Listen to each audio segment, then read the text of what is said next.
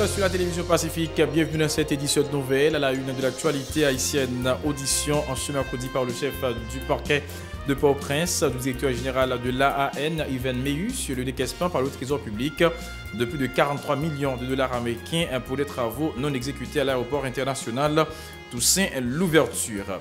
L'ancien DG du bureau de monétisation du programme d'aide au développement BMPAD, Patrick Nouramé, objet de mandat international pour corruption, informe le commissaire du gouvernement de Port-au-Prince, maître Oknam Klamé Dameus. Le secrétaire général de la plateforme politique Petite Dessalines rejette l'appel à l'unité lancé par le chef de l'État haïtien à l'occasion du 17 octobre. Nous ne pouvons pas dialoguer avec un président sourd à nos requêtes, a déclaré Jean-Charles Moïse. Le président de la Chambre basse prône le dialogue entre les différents secteurs pour sortir le pays de l'impasse. Choiseur Chancy s'insurge contre les apôtres de la violence qui entravent le développement d'Haïti. Le député Gary Baudot annonce qu'il ne répondra pas aux questions du juge d'instruction Jean-William Morin jeudi sur l'assassinat de l'ex-coordonnateur de la Commission nationale des marchés publics, Joseph Robert Marcelo. Mesdames et messieurs, je vous invite à rester branchés sur la télévision Pacifique. Ces titres et bien d'autres vous seront développés tout de suite. Bienvenue, mesdames et messieurs, dans le développement du journal. Comme annoncé un titre, l'ancien candidat à la présidence de la plateforme en politique Petite Dessalines, Jean-Charles Moïse, a déclaré mercredi que l'opposition ne peut pas répondre favorablement à l'appel à l'unité lancé par le chef de l'État haïtien à Marchand-des-Salines lors de la cérémonie de commémoration du 211e anniversaire de l'assassinat du fondateur de la nation haïtienne le 17 octobre dernier. Nous ne pouvons ni dialoguer ni nous unir avec un président sourd à nos requêtes et propositions, a estimé M. Moïse. Le militant politique a profité de sa rencontre avec la presse haïtienne pour annoncer une nouvelle manifestation contre le budget le 24 octobre 2017. Les propos de Jean-Charles Moïse recueillis par Hélène Vernal et Francineus.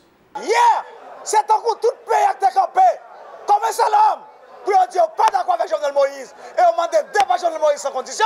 Peuple haïtien, son lot de victoire nous fait. C'est un coup. N'a marché vers l'autre révolution. Cette fois-ci, il n'y a pas de révolution politique, mais c'est une révolution économique, c'est une révolution sociale. C'est ça qu'on a dans le pays. Peuple haïtien, tout en Jovenel Moïse pas bouquet, nous pas camper. Nous, à Jovenel Moïse, c'est dans le fait noir, là, le déposé, j'ai flé là, d'où va pas Dessalines, pas que Jovenel Moïse encore. C'est dans ça.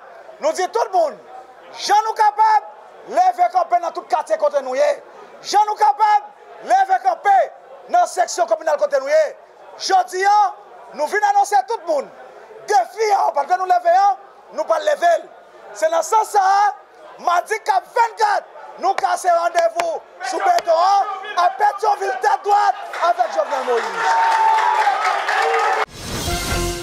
Les organisations et structures politiques de l'opposition ont dressé un bilan mitigé de la série de manifestations de rue lancées à travers le pays au début de ce mois d'octobre en vue d'exiger le retrait du budget 2017-2018. D'un côté, les organisateurs se disent satisfaits du niveau de participation à ces mouvements de protestation dans la capitale et plusieurs villes de province, telles les Cayes dans le sud, le Cap-Haïtien dans le nord, Saint-Marc dans la Tibonite et Inch dans le centre. De l'autre côté, les organisateurs accusent les forces de l'ordre d'avoir usé abusivement des moyens dont ils disposent pour décourager les manifestants qui, selon eux, ont réalisé des mouvements pacifiques. Les avocats des structures politiques impliquées dans cette mobilisation contre le budget ont annoncé mercredi qu'ils entendent porter plainte par devant la justice contre des responsables de l'institution policière nationale pour arrestation arbitraire, bastonnade et blessures par balle.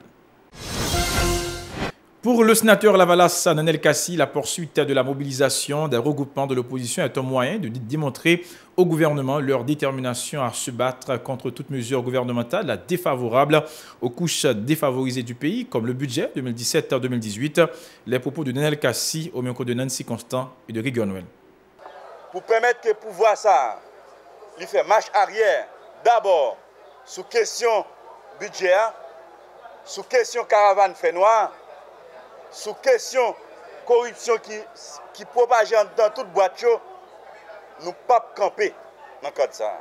Et c'est dans ce sens que nous avons demandé tout démocrate à travers le pays, tout démocrate, quel que soit le parti qu'elle sorti, depuis ces partis qui dans le camp peuple là, il faut qu'ils mettent ensemble pour faire bataille ça. Bataille pour nous dire non avec un apprenti dictature. Bataille pour nous dire non avec des gens qui pensaient qu'ils ont prendre ce peuple-là pour corrompre jeunes garçons, jeunes femmes qui sont dans le quartier populaire. Je dis à l'important pour nous tous qui là et tous les militants à travers le pays à capter nous. Pour nous dire, même gens, le sud du campé, nord campé, Port-au-Prince campé, Saint-Marc, Miragouane, Tigouave campé. Nous avons demandé tout l'autre côté pour porter coller. Le président de la Chambre des députés, Choisir Chancy, préconise un dialogue franc et constructif entre tous les secteurs de la vie nationale afin d'adresser les problèmes majeurs que confronte le pays. Le parlementaire dit ne pas comprendre le fait que certains acteurs veulent primer la violence sur le dialogue, indiquant que le chef de l'État n'a que 8 mois au pouvoir. Et bien concernant le budget controversé, considéré comme le principal motif de ce contentieux entre l'exécutif et des partis politiques de l'opposition, le député d'Henry a indiqué que la loi de finances peut toujours subir des modifications. Ces déclarations. Bon dialogue de sous, non dialogue franc. Et parce que je dis là, nous ne pouvons pas faire tout le temps, nous bataille, nous crasé, brisé, et ne pas proposer rien. Est-ce que nous avons fait un siècle à Broumen? La réponse est non. Moi, je pense que l'élection finie, un président qui est élu, il y a des pouvoirs qui sont en place, qui est institué.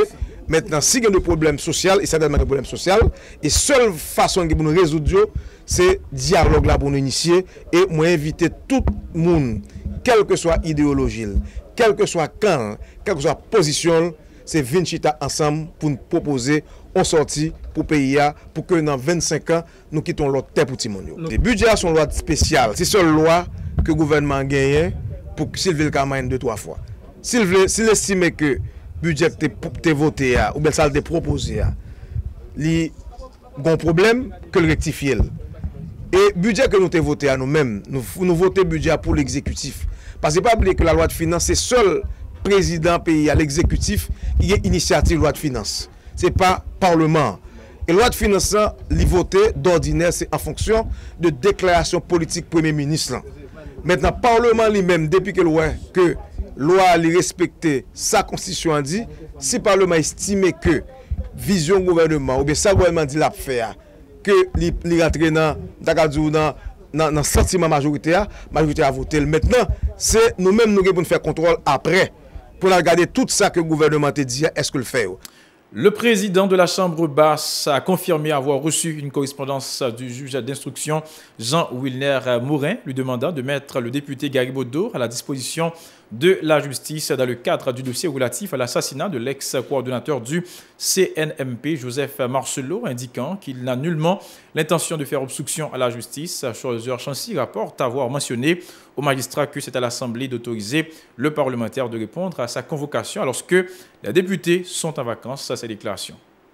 Comme les crimes comme député, moi-même nous répondons, juge là, nous dit juge là, au niveau de l'Assemblée des députés, nous pas gain pour faire obstruction à la justice.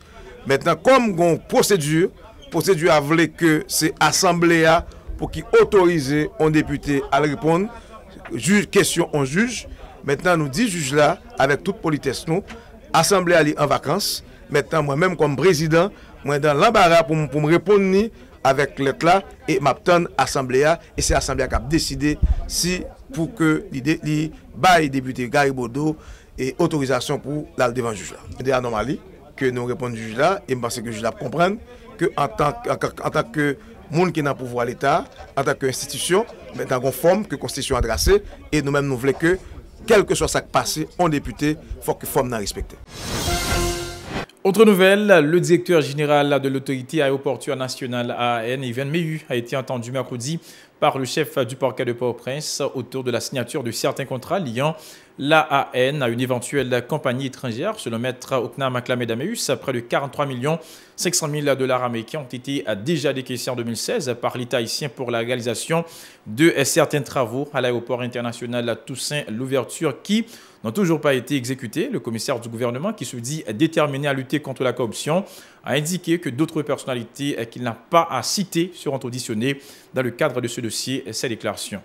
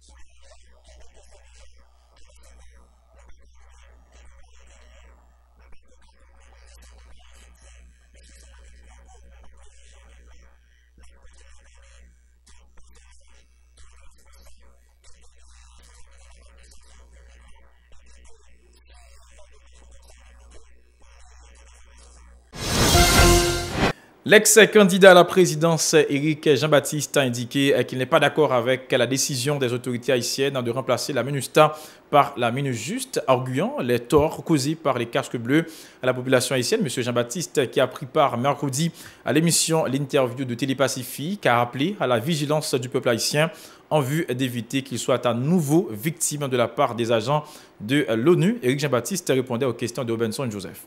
Il y a beaucoup libéré en bas force colon yo.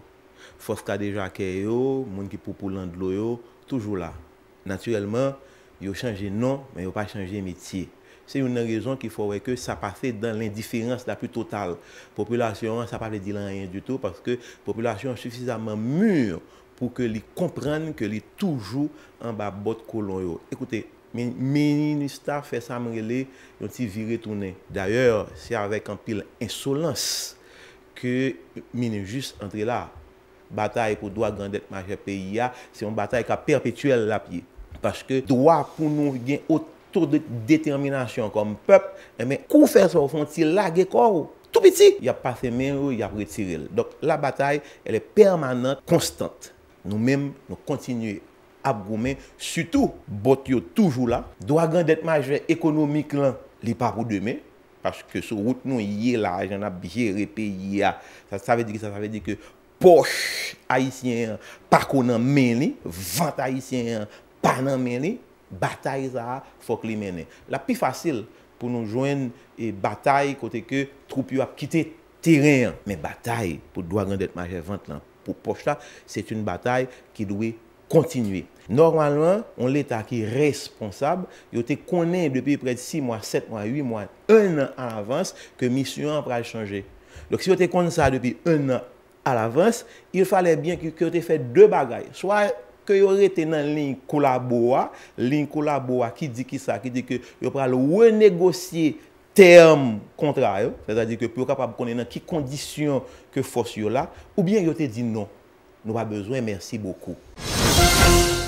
Le bureau de l'ordonnateur national du Fonds européen de développement FED en Haïti, de concert avec le bureau de son homologue en République dominicaine, a présenté au grand public mercredi à Pétionville un documentaire audiovisuel et une revue produit dans le cadre d'un programme binational visant à améliorer les relations entre les deux peuples des deux pays partageant l'île Quisqueya. Suivez ce reportage à signer Jean-Maxon Dorsey et Eric Noël.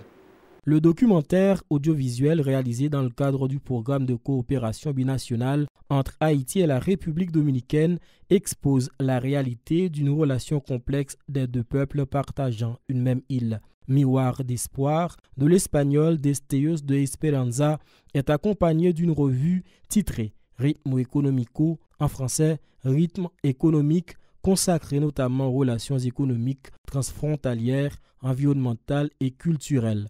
Financé par l'Union européenne, ce programme rentre dans une dynamique d'amélioration des relations entre les deux peuples, explique Charles Jean-Jacques, ordonnateur national du Fonds européen de développement en Haïti. En réalisant et en diffusant des initiatives simultanées des deux côtés de l'île, cette stratégie de communication de visibilité recherche le rapprochement des peuples à travers la promotion des bonnes relations. Mesdames, Messieurs, la mission de la voix télévision est importante. Il s'agit pour cette prière de mettre le dialogue commun comme l'horizon des relations binationales en s'appuyant sur les aspects techniques de la communication et sur la modèle culturelle et sociale. Pour le représentant de l'UE dans le pays, Vincent Dégère, présent lors de la présentation de ces deux outils de promotion, ce programme de coopération binationale est sur la voie de rapprocher les deux peuples en créant un climat de vivre ensemble entre Haïtiens et Dominicains.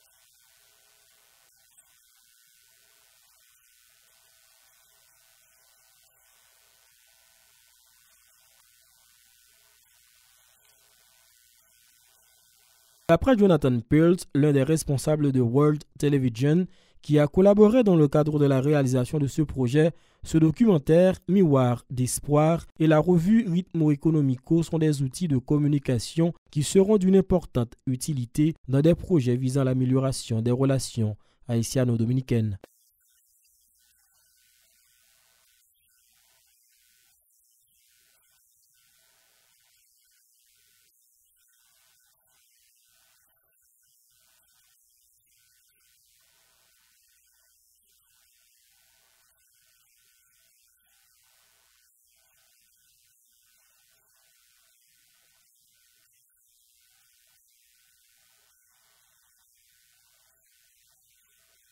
Le programme binational entre Haïti et la République dominicaine, mis en œuvre depuis 2012, doit s'achever fin 2017. Il bénéficie du soutien financier de l'UE à hauteur de 49,3 millions d'euros.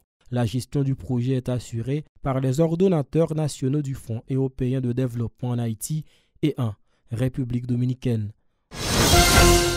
Mesdames et messieurs, c'est ici que prend fin cette édition de nouvelles. Merci à vous d'avoir été des nôtres. On vous souhaite de rester sur la télévision Pacifique pour la suite de sa programmation.